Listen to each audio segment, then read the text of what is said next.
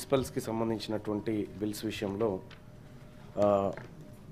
కొంత నగరీకరణ చెందాల్సినటువంటి అవసరాన్ని గుర్తిస్తూనే ఒకటి రెండు సూచనలు కొన్ని డౌట్స్ కూడా ఉన్నాయి సార్ ఇక్కడ సపోజ్ ఉదాహరణకు చెప్తా ఉన్నా ఇప్పుడు ఆలియాబాద్లో దాదాపు 6 గ్రామ పంచాయతీలు విలీనం చేసుకుంటున్నాం సార్.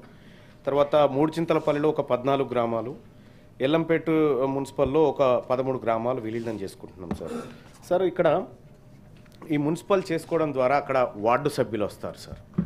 అంటే ఇప్పుడు మూడుచింతలపల్లిలో దాదాపు 6 గ్రామాలు అనుకుంటే గ్రామానికి వార్డు సభ్యుడు అనుకున్నా కూడా 6 సభ్యులు వస్తారు సార్, ఒక చైర్మన్ ఉంటాడు సార్.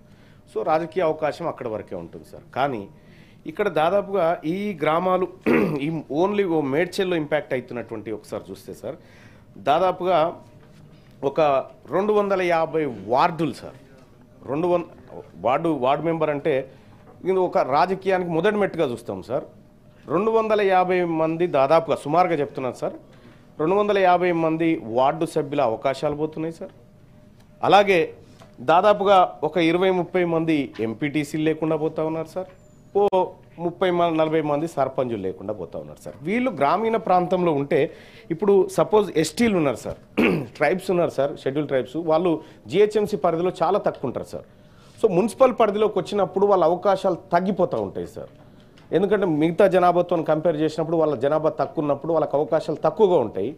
మరి ఇక్కడ మనమేమో ఓ వైపు ఏది వెనుకబడిన వర్గాలకి వీళ్ళందరికీ రిజర్వేషన్లు పెంచి వాళ్ళని ఇంకా కొద్దిగా రాజకీయ అవకాశాలు మెరుగుపరచాలనేటువంటి ఉద్దేశంతో నిన్న మొన్న మనం అనుకున్నాం.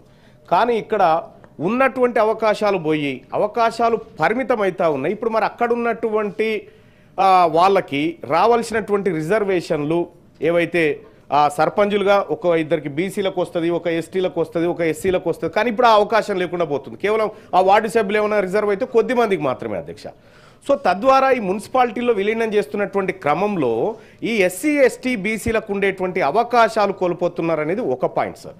ఇక రెండో పాయింట్ ఏంటంటే సార్, ఈ నగర ప్రాంతాల్లో వీళ్ళు నిన్న మొన్నటి వరకు వీళ్ళకి ఉపాధి హామీ అవకాశాలు ఉండేటి అధ్యక్ష. ఉపాధి హామీ కూలి పని చేసుకుంటూ పోతే వీళ్ళకి కొంత దొరికేది. కానీ వాళ్ళ మున్సిపాలిటీలో విలీనమైన తర్వాత వాళ్ళకి అవకాశాలు లేకుండా పోతాయి కదా అధ్యక్ష పేదలకి. సో ఈ విషయంలో రాష్ట్ర ప్రభుత్వం ఎలాంటి చర్యలు తీసుకుంటుందని తమ ద్వారా రాష్ట్ర ప్రభుత్వాన్ని అడుగుతున్నాను అధ్యక్ష. ఓకే.